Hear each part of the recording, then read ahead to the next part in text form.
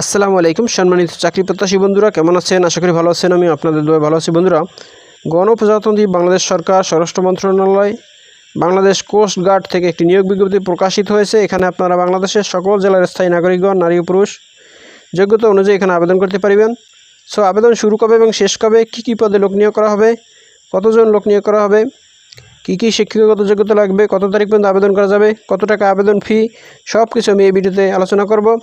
তো বন্ধুরা, আপনি যদি আমার চ্যানেলে নতুন হয়ে থাকেন তাহলে আমার চ্যানেলটি সাবস্ক্রাইব করে দিন, আর যারা অলরেডি সাবস্ক্রাইব করেছেন তাদেরকে অসংখ্য ধন্যবাদ। তো চলে যাই এবার মূল আলোচনায়। বন্ধুরা, এখানে 9টি ক্যাটাগরিতে 27 জন লোক নিয়োগ করা হবে। প্রথমেই আছে ষাট লিপিকার কাম কম্পিউটার অপারেটর। এই পদে একজন লোক নিয়োগ করা হবে। বেতন দেওয়া হবে 11,000 টাকা থেকে 26,590 টাকা। এখানে আবেদন করতে শিক্ষাগত যোগ্যতা যে কোনো শিক্ষিত বিশ্ববিদ্যালয় হইতে অনন্য দ্বিতীয় শ্রেণী বা সমমানের সিজিপিতে স্নাতক বা সমমানের ডিগ্রি এবং কম্পিউটার ব্যবহারে দক্ষতা থাকিতে হইবে। এরপর 2 নম্বরে আছে ষাট মুদ্রাক্ষরিক কাম কম্পিউটার অপারেটর। এই পদে 2 জন লোক নিয়োগ করা হবে। বেতন দেওয়া হবে 10,200 টাকা থেকে 24,680 টাকা।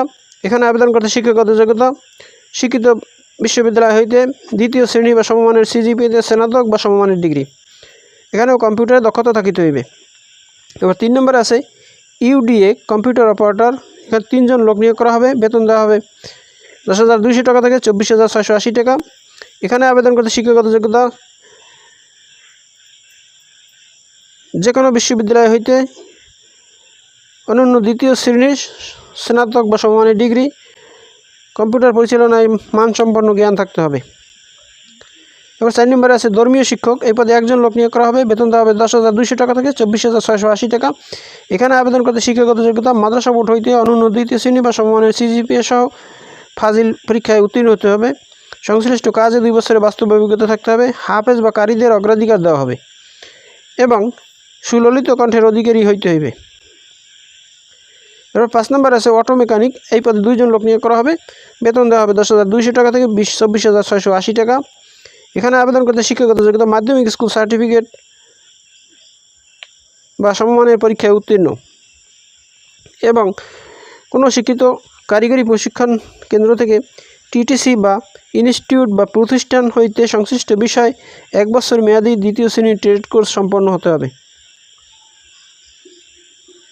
6 নম্বর আছে ড্রাইভার। এই পদে 13 জন লোক নিয়োগ করা হবে। বেতন দেওয়া হবে 9,700 টাকা থেকে 23,490 টাকা। এখানে আবেদন করতে শিক্ষাগত যোগ্যতা জুনিয়র স্কুল সার্টিফিকেট বা সমমান পরীক্ষায় উত্তীর্ণ, এছাড়াও গাড়ি চালানোর বৈধ ড্রাইভিং লাইসেন্স থাকতে হবে। অভিজ্ঞতা সম্পন্ন চালকদের অগ্রাধিকার দেওয়া হবে। এরপর 7 নম্বর আছে ইলেকট্রিশিয়ান। এই পদে একজন লোক নিয়োগ করা হবে।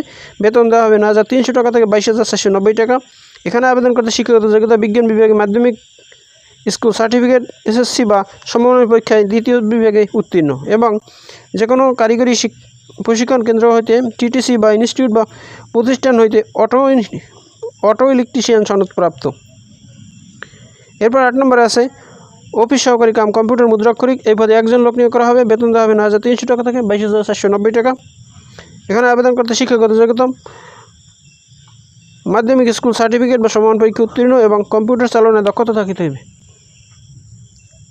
এরপর 9 নম্বরে আছে অফিস সহায়ক। এই পদে 3 জন লোক নিয়োগ করা হবে। বেতন দেওয়া হবে 8,250 টাকা থেকে 20,010 টাকা। এখানে আবেদন করতে শিক্ষাগত যোগ্যতা মাধ্যমিক স্কুল সার্টিফিকেট বা সমমান পরীক্ষায় উত্তীর্ণ হতে হবে।